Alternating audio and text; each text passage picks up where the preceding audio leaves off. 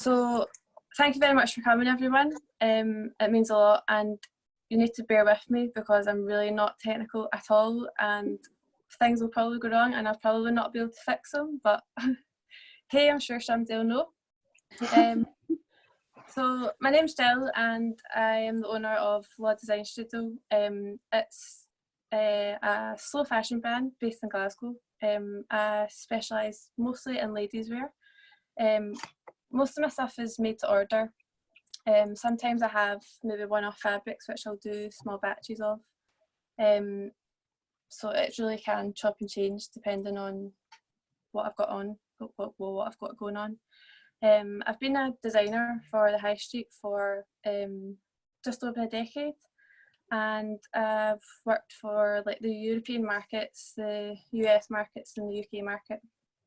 Mostly high street fashion, mass market, all that kind of thing. But the good thing about it is it's meant that I've got to travel the world and see kind of lots of different factories, big factories, small factories, good factories, bad factories. So it really has been a great experience to kind of benchmark launching my own brand.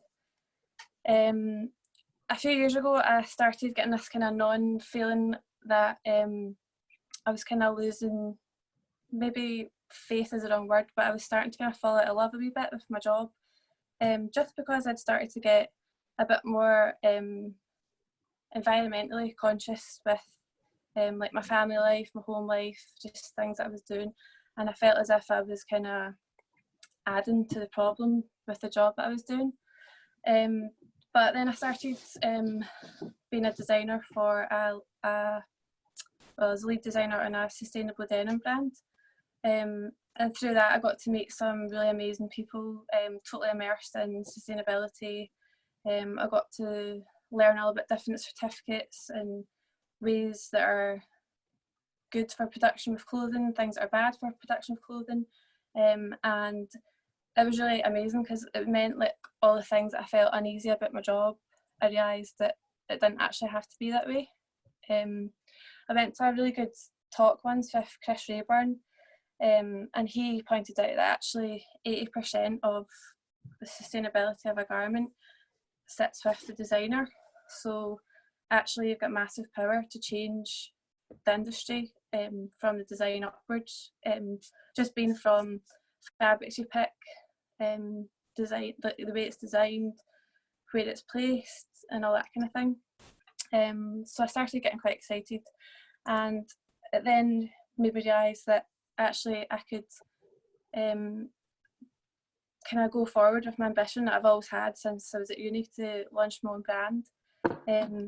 Especially after I'd had my two daughters, it made me like really want to do something to make them proud, but also I realised that the whole environmental thing, like it's their future, not ours, so I wanted to do something that was going to hopefully make a little bit of a difference. So as I said, I basically do either made to order. One reason is because it cuts down waste, so if people don't order it, nothing's getting made. Another reason, for like a small business point of view, actually it's really great business model to work in, because you're not having to buy up loads and loads of fabric and then say you don't get any order, you don't get enough order, you're not left with loads of it. My primary fabric I use is linen. I used to hate linen and used to like totally slag my mum off for wearing linen trousers and things like that, because it was like, I don't know, it just seemed really old fashioned at the time. But when I started to learn about the fabric, I realised actually it's a total like wonder fabric. It's got I learned recently it's actually moth retardant. It's one of the strongest fabrics that you can get. You don't need any pesticides or anything when you're making it, and it grows with really small amounts of water, so the crop only relies on rainwater. So all things like that make such a big difference in the kind of process of a fabric. Another fabric that I use is our 100% organic cotton, which has got a GOT certification, sorry. And basically that means it's like one of the kind of highest certifications you can get with fabric and factories, and it basically means that the workers are given, like, they've got really good rights, they've got great work environments, there's no toxic chemicals and dyes used with the fabric. So everything from the seed to the crop to the way the fabric's produced is all like a really high standard. I'd really love to have my whole collection as a UK based range. I'd love to be able to support local businesses with my whole fabric collection, but I think everyone knows the fabric industry in the UK is kind of slim pickings basically. I've recently came across a linen in Kirkcaldy, which the last standing mill, and I've bought a big roll of it, so I'm going to see how we get on with that. It's an amazing fabric. It's just quite a bit heavier than my normal fabric, so I need to kind of adapt my styles, and hopefully I can use that going forward, because I'd really love to support another local business. My designs are all timeless, comfortable and adaptable, basically because I feel like I personally feel more comfortable when I'm in stuff that I can move in.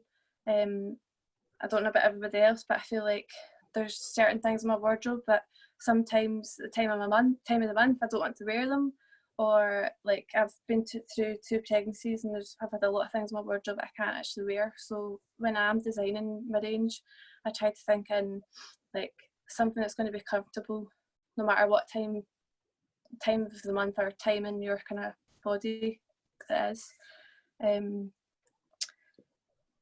Another thing I've been thinking about recently, and it's only since being on lockdown and having a wee bit more spare time, is I wanted to create a sort of system to make sure that my brand had a closed loop system. So for anyone that's not in the industry,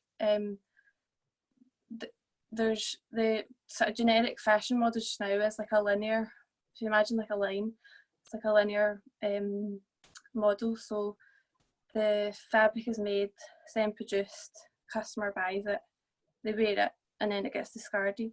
So that's it, that's the garment's life cycle. That closed loop system, if you imagine a loop, so the fabric's made, then manufactured, customer buys it, the customer wears it, hands it back, customer buys it, customer wears it, and it just kind of goes on. So you're not producing new fabric, new materials, and it cuts down a lot of waste and a lot of natural resources. 57% of clothing actually ends up in landfill. A lot of people think that handing stuff into charity shops is kind of doing good, and yeah, it's like a million times better than throwing it in the bin, but it's still better for stuff to sorry, what I was trying to say is people take stuff into charity shops and they think that then people are coming in and it's getting used and it's getting bought, but actually quite a lot of that is then shipped overseas and it goes into textile waste and it basically ends up in landfill. So the more we can close the system, the better. The only reason why I've started to do it now is because in the last, I think it's 2 years, I've got notes here. Yeah, the last 2 years, the pre-worn market for clothing has grown 21 times. 21 times faster than the new retail market. So it's predicted that in the next 3 to 5 years, the pre-worn clothing market is going to be level with the new, if it still keeps going at that rate, it'll be in level with the new clothing market. There's a really good website called ThreadUp, if you're interested in that kind of thing. We've got some really amazing resources. But yeah, so I felt like if I can have a bit of responsibility for where my garments end up in the sort of garment lifestyle, then I think it can only be a good thing. So how it works is basically if you've bought a product off the website, you wear it. Hopefully I'll never get anything back, but everyone changes, everyone decides they want to kind of change their style and stuff. So if you decide you're wanting something new or you fancy a change, basically you would send me back your clothes, and I would reprocess it and put it back onto the law circular section of my website, and give you a £20 voucher to use on site, either for something new or something in the law circular site of my website. It doesn't even have to be in perfect condition. There's such a big trend just now for mending, and people seem to be getting more and more like interested in kind of the story that a garment has to tell. So things like if a button's fallen off, there's a hole in it, I'll either mend it visibly or invisibly, and then the price on that section of the website will obviously reflect the garment. Obviously don't send me like something that's been torn apart by a dog, like I can't really do anything about that, so within reason. The other good thing that I really champion in kind of all aspects of my life is supporting local business and localisation. So just shopping local, I think if everyone did a little bit of that, it would really make such a big massive difference to the state that we're in just now. So one of the things that I think is really evident is the trend is definitely changing from the food market. You can really see it shifting. So like even before the pandemic, people were signing up to veg boxes, getting milk delivered, all that kind of thing was really starting to kind of become such a like popular thing.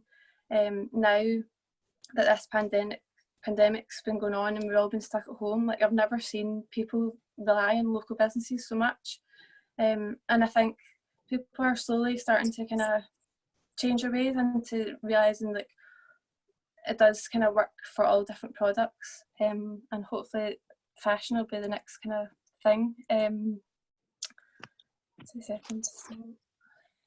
One of the good things also about supporting local businesses when it comes to fashion is you know who's making your clothes.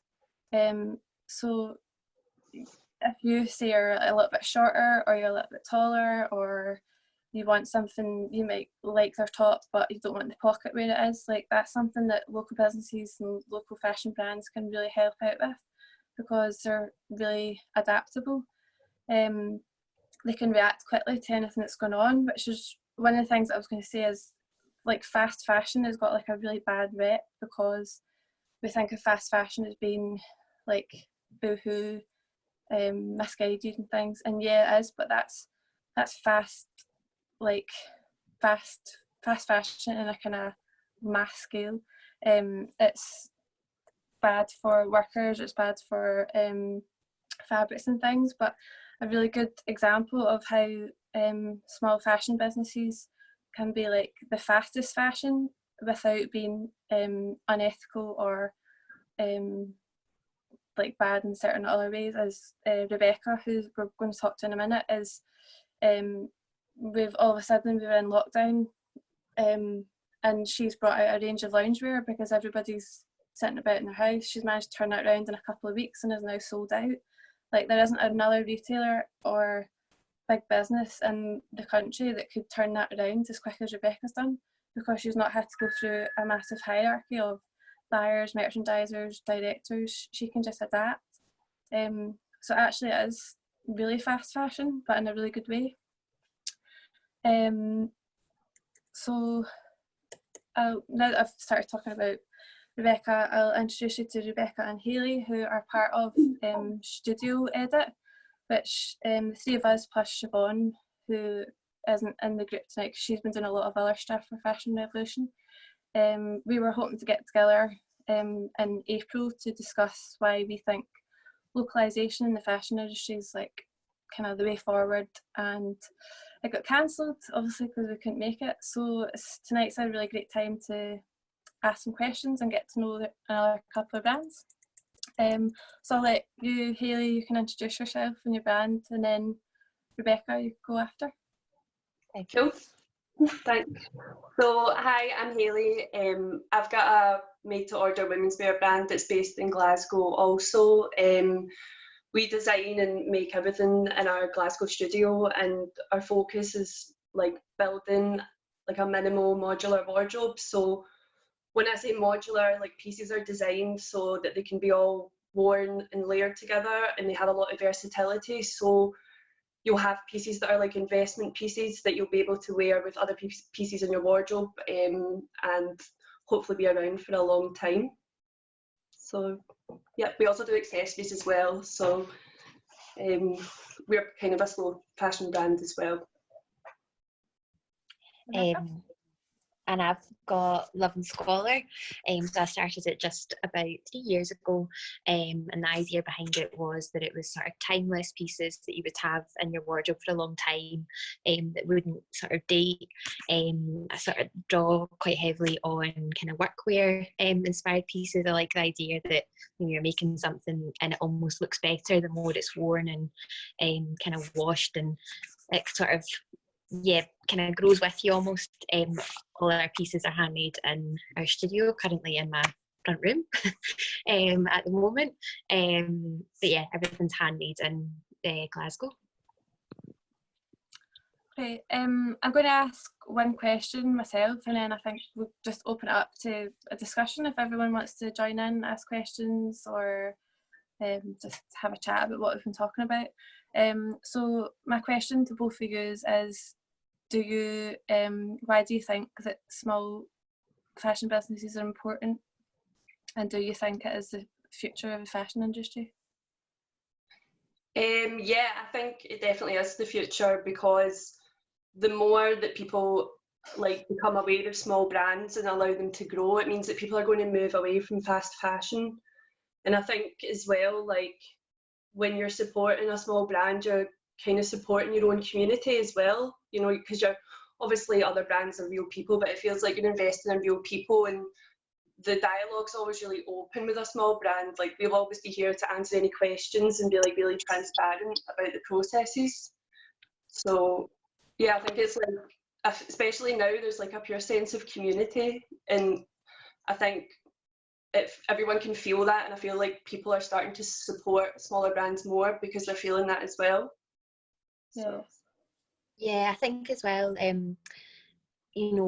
think lots of people are aware of sort of wanting to buy ethically, but I think the high street it's so accessible. It's you can get next day delivery. It's kind of just there, and I think by having sort of local brands which are delivering sort of easy to wear pieces, it just makes it so much more accessible for people. It's sort of gives them the opportunity to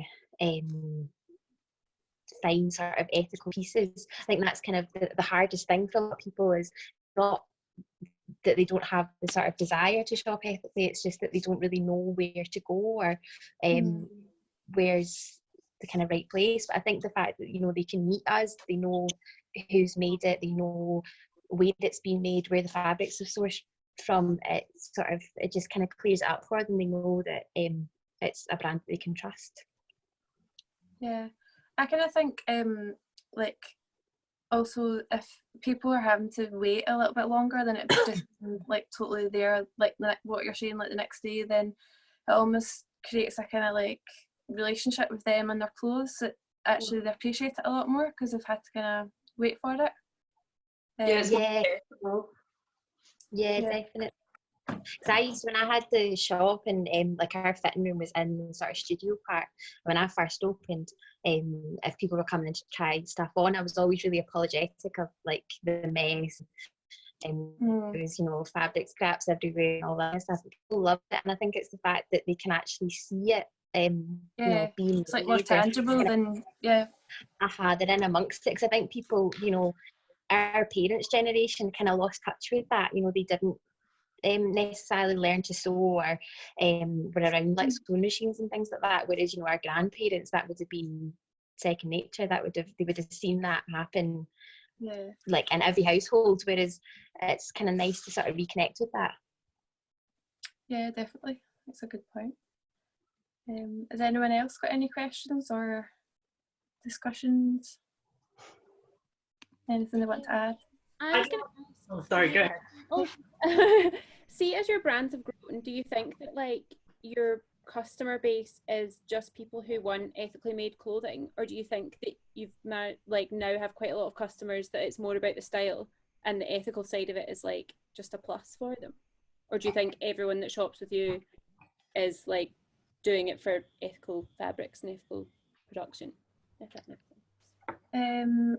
For me, I think it's in some cases I've maybe opened up the conversation about ethical clothing and sustainable clothing to people who genuinely wouldn't have even thought twice about it. Not in a bad way, it just was never in their remit. So I do think I have got customers that have bought stuff from me that I know.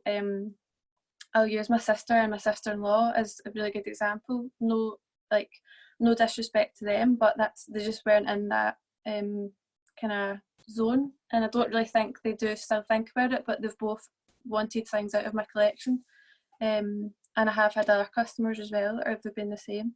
I don't know if you bought you guys. For me, like if I'm doing markets or something and I'm meeting customers and they're even just surprised that like I've made the pieces, so I don't know if people just presume that they've been made elsewhere or have they been in this like kind of factory process. So to actually be able to say like, no, I've designed, handmade this all like in my studio in Glasgow, I think people are like really perceptive to that, and a lot of people I don't think would presume that's the case. So that's what's good about being able to speak to people and like potential customers and let them know like the process, because that would probably draw them back to you, you know. Yeah. Yes. I think as well though, I think, you know, ethical fashion maybe like 5 or 10 years ago had a kind of reputation of being sort of practically made out of potato sacks or sort of hemp, or very sort of, you know, rough and ready.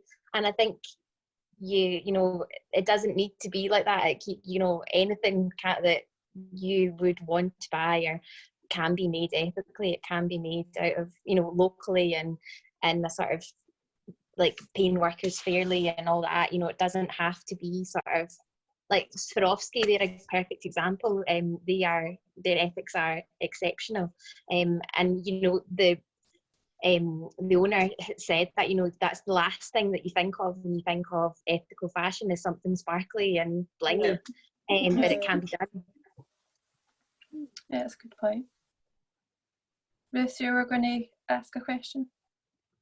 Yeah, I just wanted to ask you guys about local manufacturing and the challenges maybe that you've come across there. And I guess we've been having a lot of conversations this week about the sort of future of fashion and whether like localization and sort of rerouting like more traditional crafts and traditional craft communities, which is a really amazing idea. But I mean, I'm sure you know from your own experience that the realities are really challenging.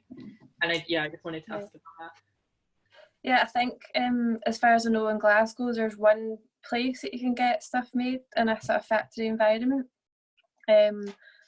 And I think it's pretty limited to what they do. But like in terms of the UK as a whole, there are like kind of manufacturing hubs and sort of small setups in London, Leicester, Manchester, but nothing if like you're wanting to kind of do stuff on a larger scale. One of the things that I like is my total ambition to have from a brand going forward is to be able to offer an apprenticeship scheme for people to learn design and manufacturing of clothes, like head in the clouds here, but long term I think if there was that opportunity for young people to learn a skill like that, it's something that doesn't exist. You either have to go to uni or college or something. You can't do it in a working environment at this moment in time, as far as I know.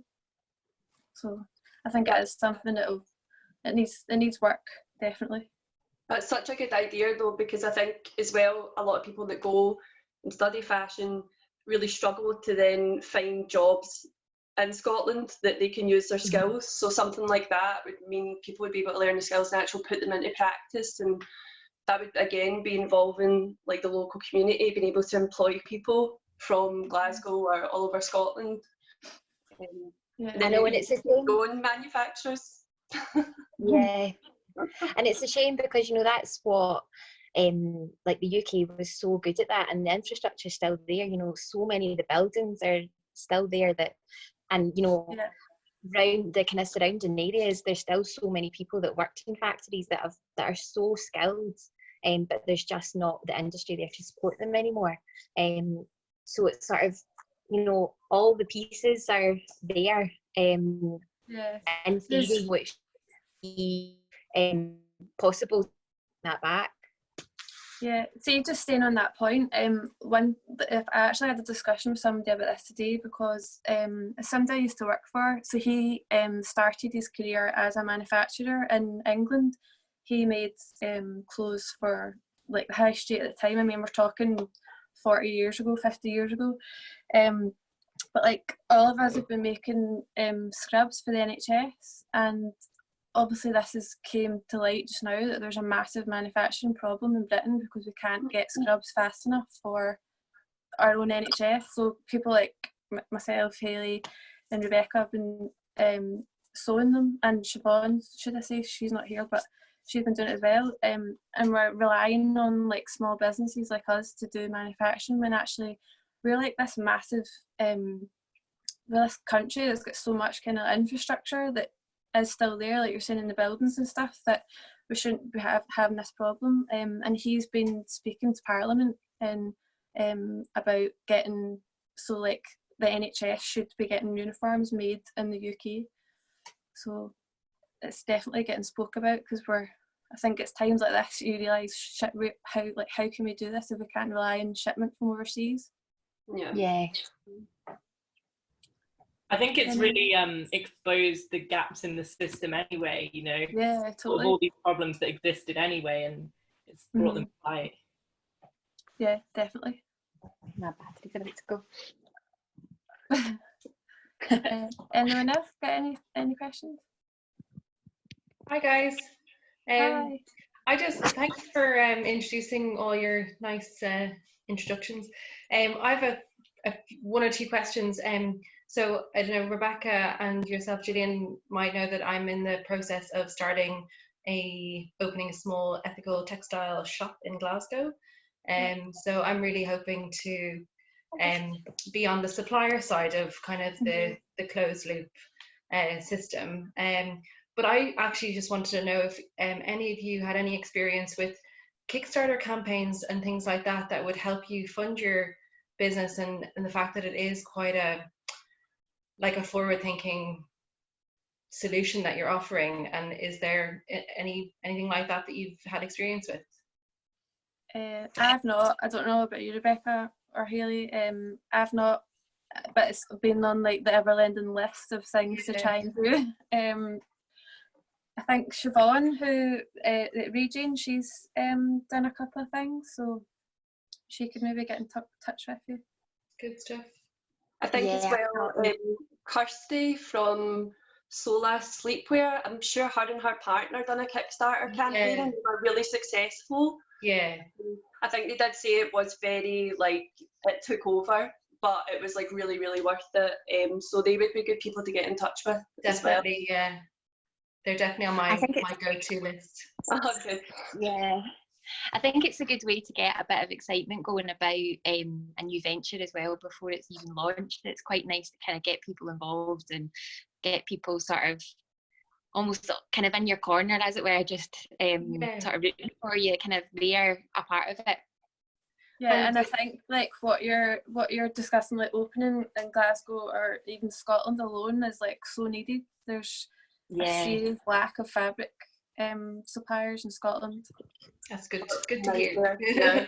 But that's like everyone's biggest struggle here. If you talk to any designer, that's what they'll tell you, because everyone really wants to find that fabric and find it locally and, you know, keep it within, but there's really not that many options. So I'm looking forward to seeing your developments. Yeah, well, it's using this time on lockdown has actually been really, really useful to just get really, like focused. And so I was hoping to open like by the end of the year, but it might be a little later because of this whole thing. But yes, it's going to be called Born, if anyone is interested. Oh, cool. Okay. That's good to know. Cool. Thanks for answering. Oh, I've got a question here. Hold on. Do you think Glasgow or Edinburgh will ever see parts of the industry move here from London? Could brand alliances make a creative hub happen? Does any of you want to answer that? I think there's so much possibility for it. It's just having the hub, like, in the organisation to like bring everyone together, because there's so many creatives, and yeah, it's just a case of like all coming together and like really making it happen, because there's so much potential here. And I think as the years go by, it's like growing as well. So I think it is definitely a possibility. Yeah, I feel like I think even like in the time since I graduated, like it was just basically like get a job and move away. That was just your given. You kind of thought of that, and if you didn't move away, it was a case of you didn't really get all that far in that industry. And that's a really shit sacrifice to have to make. I think it just means a lot more people hopefully are going to start using, like with social media and stuff like that now, like you really can build a brand from anywhere. Yeah, it's a lot harder work if you're not on the doorstep of London, but there's no reason why you can't. Yeah, I think, you know, I've been really fortunate. I studied costume making, and that's what I did before having Love and Squalour. And, you know, both your fashion just assumes you're only going to get work if you're in London. I have kind of always earned a living, and I've always worked locally and close to home. So I think, you know, being a creative person and have like kind of trying to make a living kind of being creative, I think you have to sort of be creative in how you go about that. And I think, you know, you can, you know, we've all built a brand close to home, and I think the more people that do that, the more opportunities are going to be. Yeah, there's another question here, which is a really good point. Are you mainly focused on Glasgow for your businesses, or are you open to international collaborations? I think I'm definitely open to more sort of international stuff. I think I'm always surprised if we get an order from somewhere far afield. It's amazing how, I think with, you know, social media and things like that, it's amazing how far your reach can be sometimes. We've had a couple of orders from Japan and the States and things like that. And I think, you know, with technology, it is kind of limitless. You don't, for all it is, you know, it's great that we are local businesses and that we're sort of kind of based close to home. You know, there's no kind of limit on how far a reach can be. And I think, like, say, like long term, if you like, again, head in the cloud type thing, but say your brand did grow massively, there's no reason why you couldn't open up these like hubs as we're discussing in different countries, and kind of link it back to localisation with them, and make sure you're supporting the local businesses around them internationally. Yeah. There's another question here, 2 seconds. Oh, another 2 questions.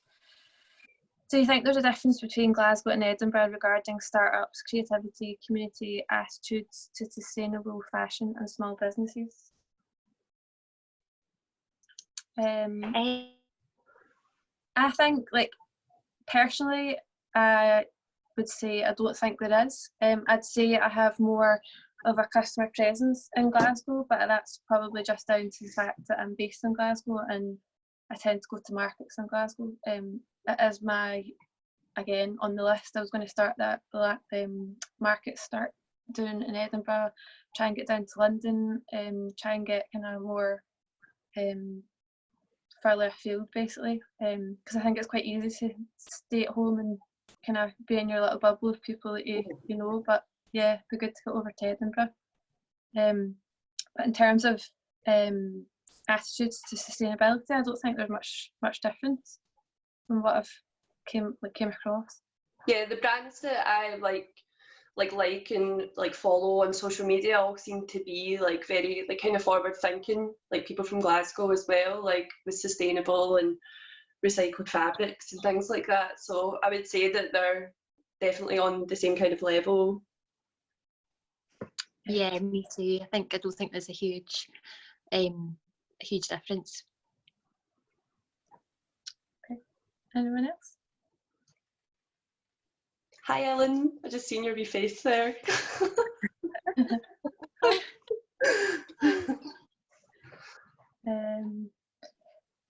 So is that everybody asked or discussed, or is anyone else got anything they want to add or have an input to? Okay. Well, thank you so much for coming along. Sorry, was so nervous, but you all made me relax a bit at the end. Not good at these things. Probably talked a lot of shit for half of it 'cause I can't remember No, what. you're But never great. mind. You're great. And thanks, Rebecca and Hayley, for coming in to chat with me. No problem. Um, We're also just hiding behind a sewing machine, I think, when we have to like put us out there. We're Yeah. like, I know. At least when Studio Edit event finally goes ahead, we've had a wee practice run. prepared. We'll be Chat prepared. Yeah. Okay, I'm ready to pour a large drink now. Bye everyone. Bye. Bye.